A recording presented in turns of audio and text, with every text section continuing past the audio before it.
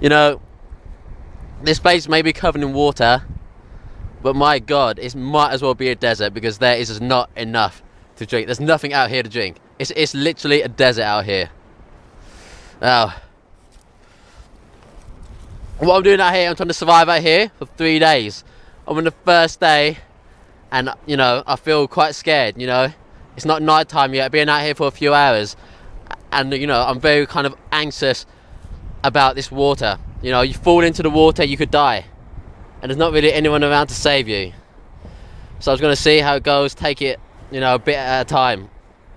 My mouth's already dry, but I'm not having any liquid inside me.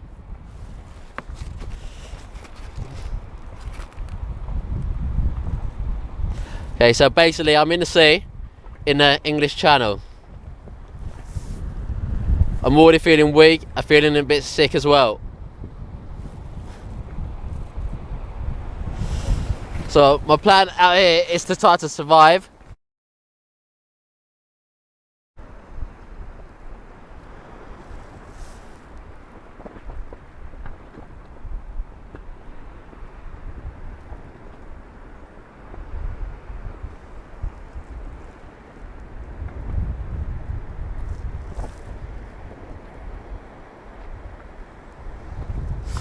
Now, quite a bad thing about the sea compared to many other environments, say up in a mountain, say over, even in a desert, you know, there are markers of the geography. You know, in a desert, depending on the desert, it may be quite hard. But you know, like if you find a tree, you see a tree in the distance, you see a sand dune in the distance, you know where you are from there. If you're on a mountain, you got very good markers of locations. Out in the sea, there's no markers. Everywhere looks the same in every direction. So you kind of got to be aware of that. So kind of the main thing you need to be aware of is kind of the orientation, you know, your north, south, east and west. If you know that, and you know where the landmass should be from there, then that's your best bet.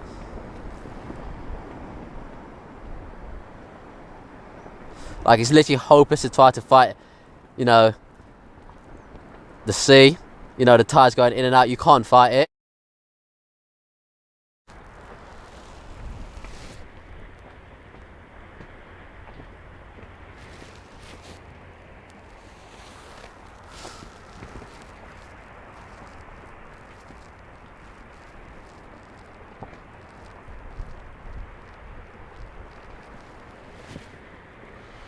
Oh.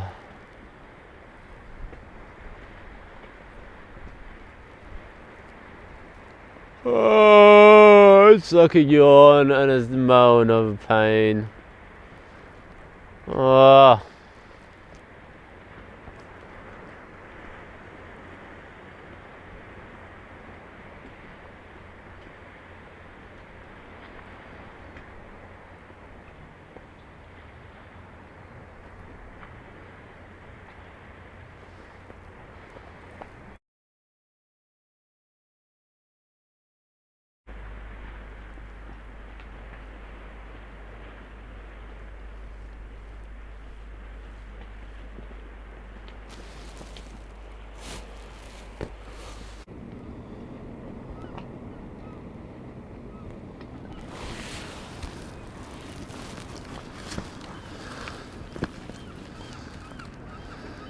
Very, very cold.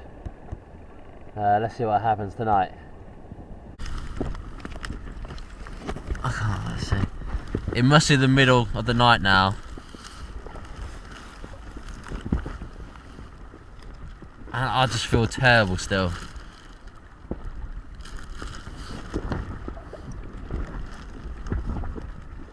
It must be the middle of the night and I still feel terrible.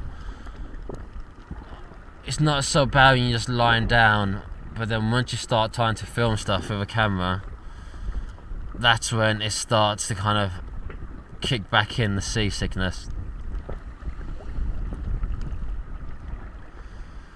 What I've tried to do is stay quite central in the dinghy, and that'll kind of minimise how much movement there is, because most of the movement is all around the edges, but that does make a difference on the dinghy this small.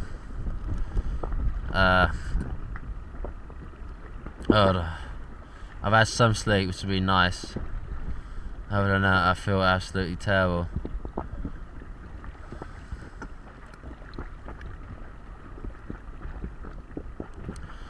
temperature has taken a turn for the worse as well. It is absolutely freezing cold. The wind takes the heat out of you. The sea air just takes the heat out of you. To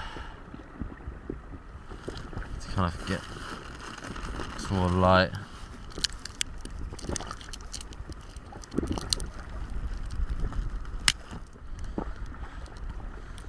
Use these glow sticks to get me.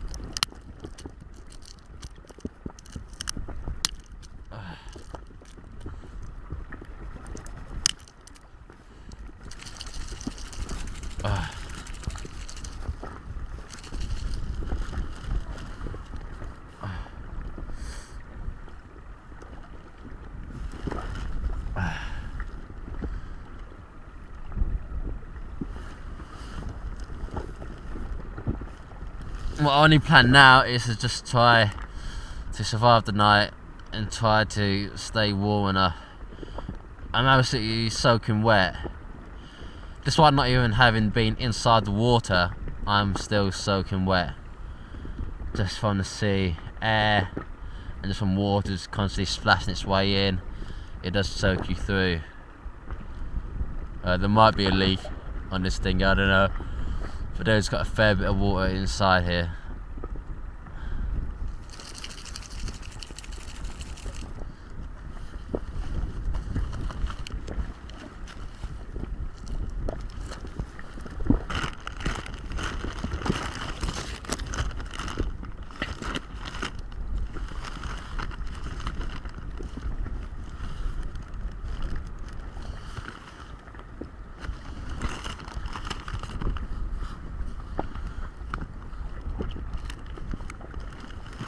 I'm very concerned. If I do vomit, I will lose vital liquid out of my system, which I can't afford to do with no kind of water intake at the moment.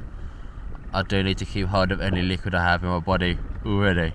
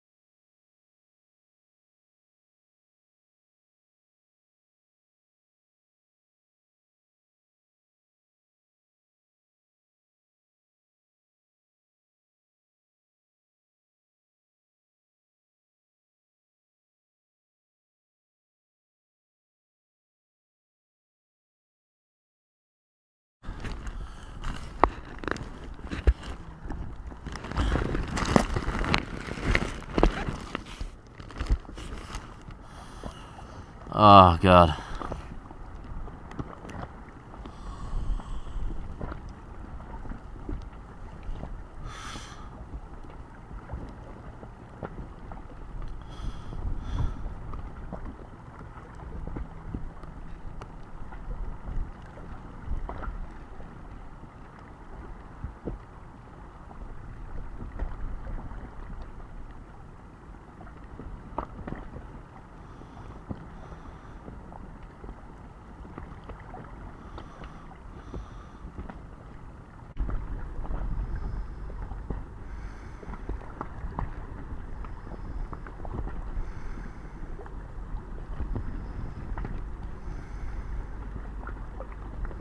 The only shot I really have are my clothes and a bit of plastic.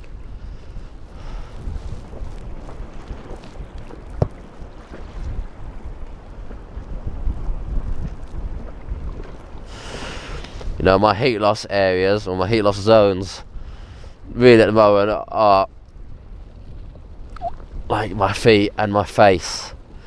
So a lot of my heat is just dissipate. Oh, sorry, it's getting cold. Dissipating from, and it is absolutely freezing out here.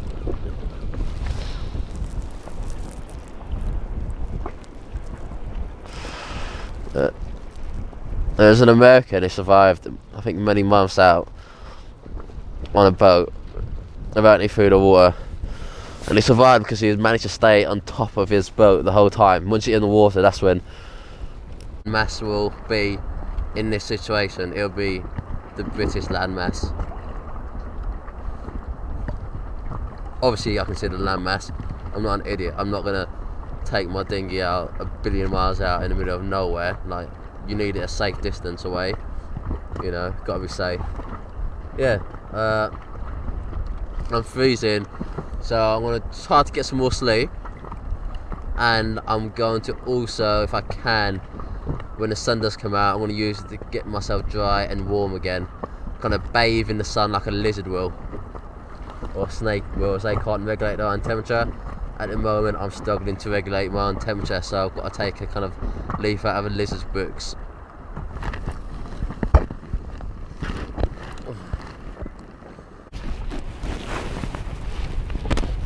It's less salty than seawater, which means that more water is used to get rid of the seawater than the seawater you're drinking. This causes dehydration and kidney failure. Some people say that it's possible to drink up to about 32 ounces of seawater a day, but I don't know. It may do harm to you, and it may do damage to your kidneys. You know, I think to drink 32 ounces of seawater, you really do need some fresh water at hand to kind of like dilute it. Sort of ratios. Yeah, so even like salt water will cling to your lips, like the sea air, salt water. You know, you lick your lips, you're gonna make yourself more thirsty. So I try to avoid licking my lips, but I feel like I have to lick my lips because they're so dry. It feels like they're being damaged. So it's kind of like the balance between, you know, a bit of pain here. Nobody ever dies from having dry lips, versus trying to minimise your kind of salt intake, no matter how small. It's kind of risk and reward, you know. The tongue's very absorbent, and it will absorb the salt.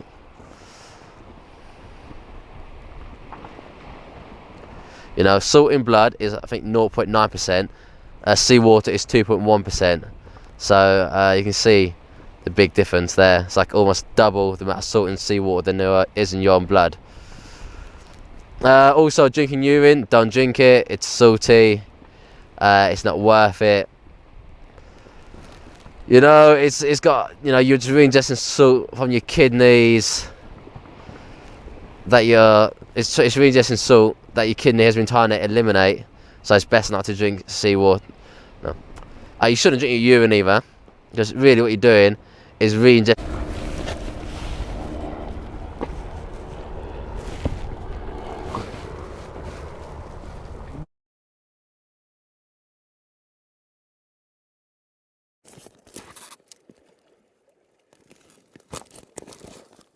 I'm about to take off all my gear. Everything I'm wearing feels so itchy. Oh my god, it's so itchy. You know, when you hear about people being seasick, you think, that's a bit weak. But that's, you know, maybe that's because they're on a boat. They're normally on like a large, decent sized boat, and it's only slightly moving, and they're on it for like a half hour, an hour and a half most. This is the second day I've been on this same dinghy. It's a small inflatable dinghy. It's constantly moving because it is small and it's inflatable.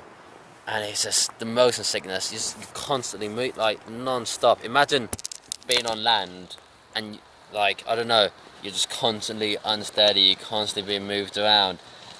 So that feels like, and it's just absolutely torn my stomach apart.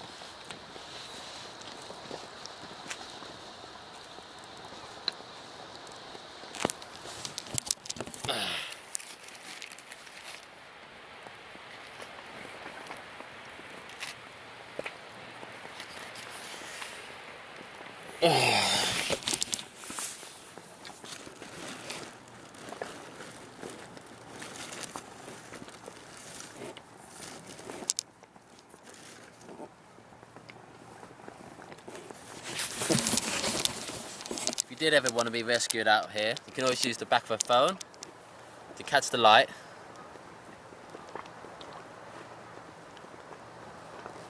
And create a signal. If you do it in patterns of 3, so it's repeating, so 1, 2, 3, 1, 2, 3, 1, 2, 3. Because humans are kind of trained to see patterns and then work to see it as non-natural if it's patterned. See, I'm absolutely fucking knackered after being at sea.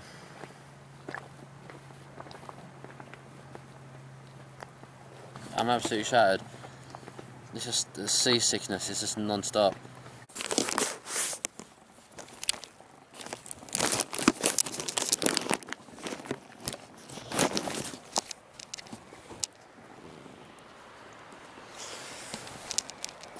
So I've got myself a source of water, almost accidentally. So, inside this plastic top,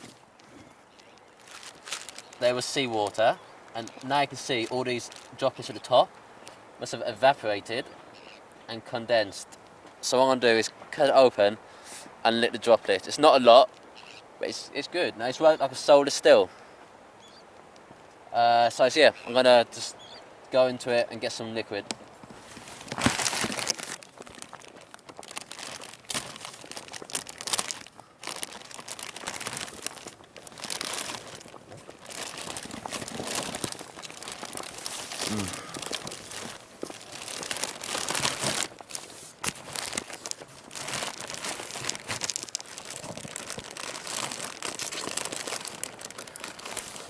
That tasted nice and fresh.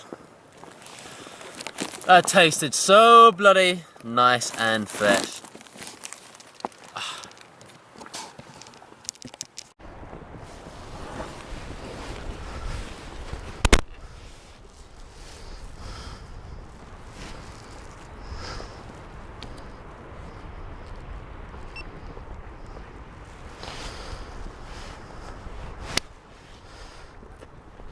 Hey, so I'm gonna do some fishing.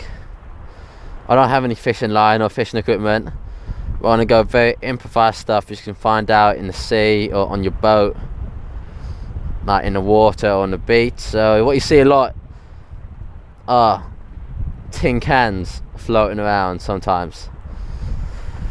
And I've got my shoes as well.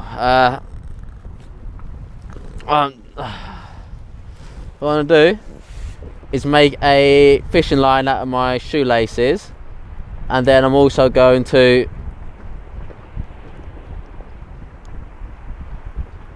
make a hook from some can lids. So I'm just going to take my shoes off.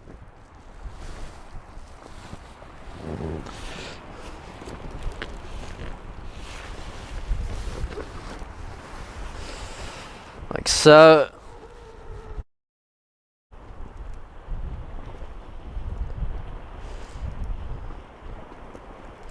Literally, like back this time last year, 6 people died in the space of 24 hours in complete different tragedies. This time last year, 6 people died in the space of 24 hours in like different tragedies around of Britain on the coastline.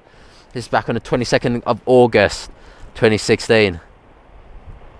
Even so, like last month in July, 2 part-time sailors did drown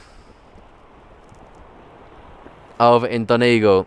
You know, they're used to the sea, but some unexpected rough conditions unfortunately took their lives. You know, there were good conditions when they went out, but they got worse as the evening went on. So you really got to be careful about what you're doing.